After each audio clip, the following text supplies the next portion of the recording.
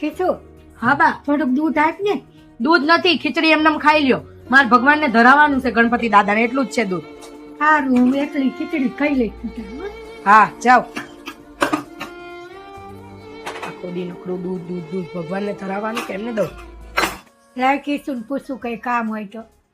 કિશુ હા બા. લાય કામ હોય તો કઈ કરાવું. હવે તમારું શું કામ હોય? તમારે કાંઈ કામ નથી કરવું, તમે શાંતિથી બેહો. હા, મેં મારી મમ્મીને બોલાવ્યા છે કામ કરવા. કામ કરાવશે. સારું મારું કામ કરેલું ગઈને ગમશે નહીં. હા, કેટલું બધું કામ છે એક તો ને આમ માજી હેરાન કરે. મમ્મી તું આવી છો તો હાલ આજે તું પ્રસાદ બનાવી દે.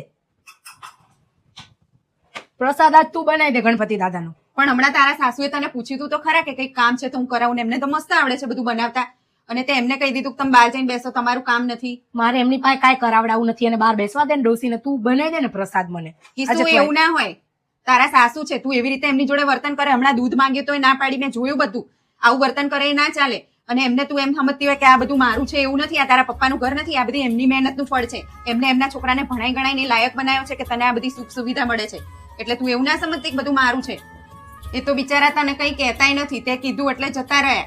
એટલે એનો મતલબ એ નથી. અને મેં બધે સાંભળ્યું હતું કે તમારી છોકરી છે ને એના સાસુને હેરાન કરે છે, પણ હું માનતી નથી. આજે મેં જોઈ પણ લીધું. આવું બધું ના હોય કે